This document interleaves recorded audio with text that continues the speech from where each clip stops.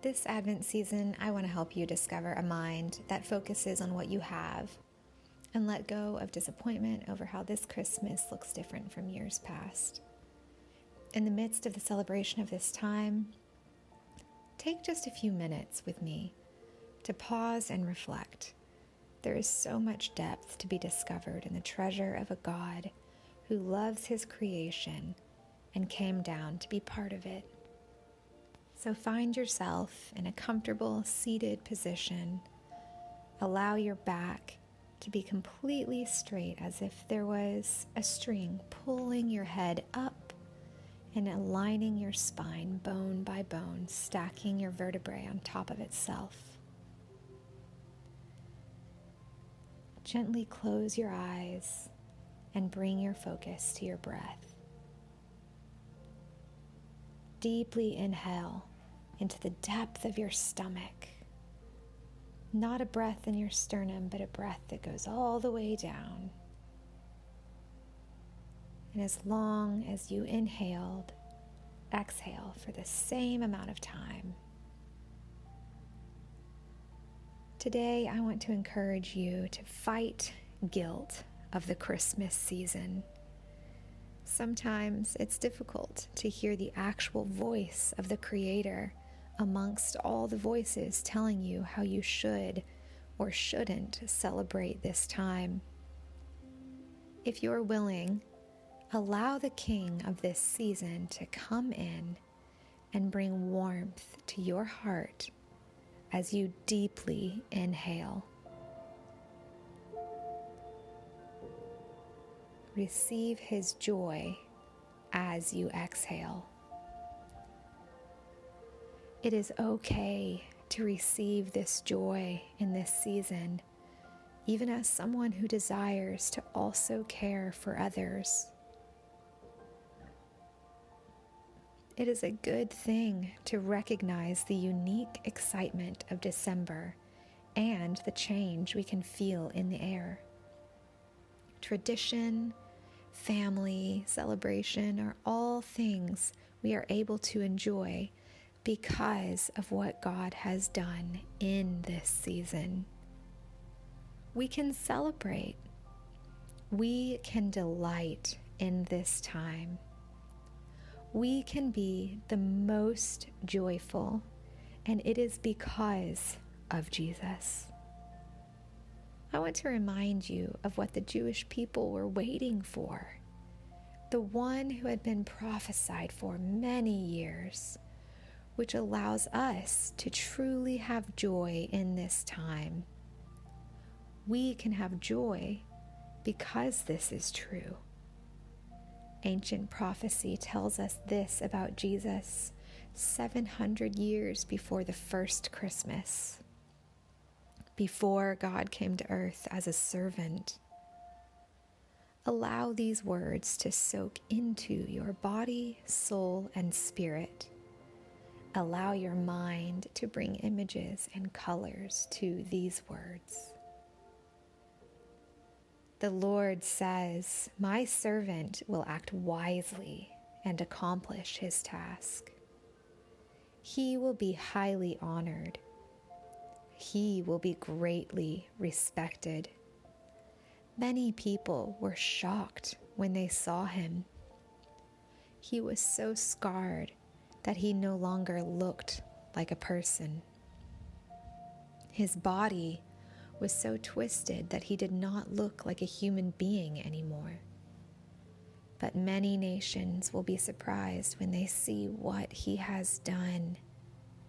Kings will be so amazed that they will not be able to say anything.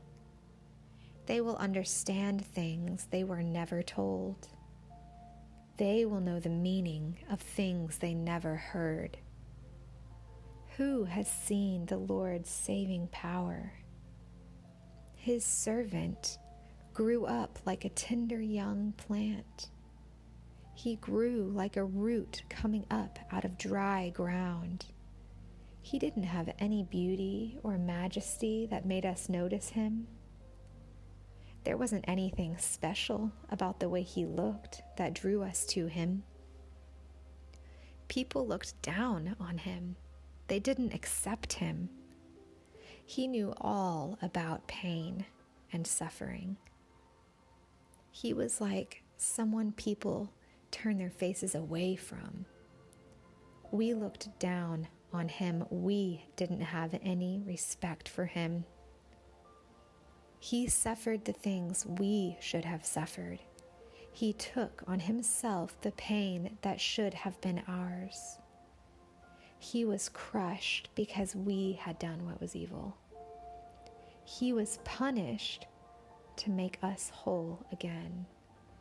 His wounds have healed us. All of us are like sheep. We have wandered away from God.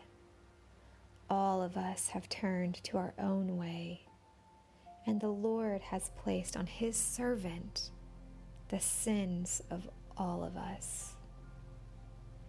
He was treated badly and made to suffer, but he didn't open his mouth.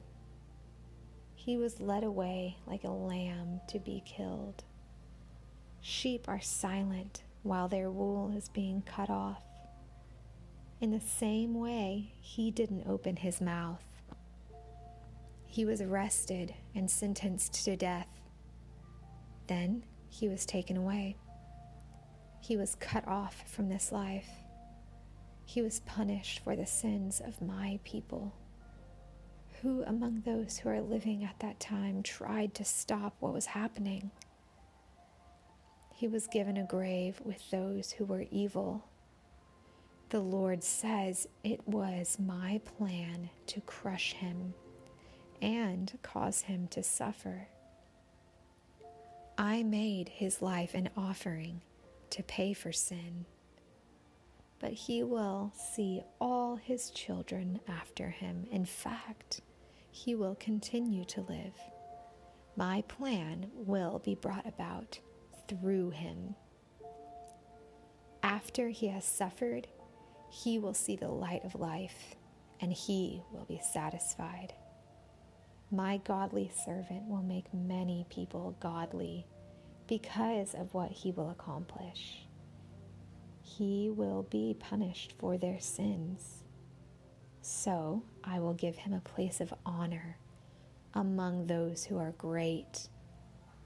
He will be rewarded just like others who win the battle. That's because he was willing to give his life as a sacrifice. He was counted among those who had committed crimes.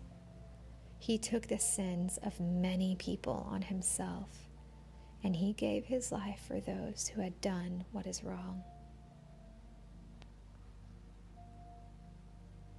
How do you want to respond to this today? Can you allow the guilt and shame of the year to melt away and trust that this suffering servant from God has come, and upon him you can place your every guilt? As you inhale, imagine you receive what he has for you. And as you exhale, imagine you give him all you desire to let go of. Whether it be Christmas cookies, wrapping presents, decorating a tree, let everything you take joy in this season be a celebration of the arrival of his suffering servant and the end of your shame. And when you're ready, slowly bring your attention back to your toes and wiggle them. Allow the energy to just move up your body. You can drum your fingers on your legs. Roll your shoulders back and forth, and your neck around from one shoulder to the next.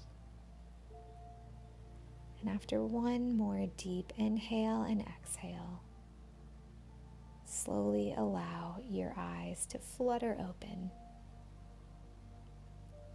and enjoy the rest of your day free from shame. God bless you.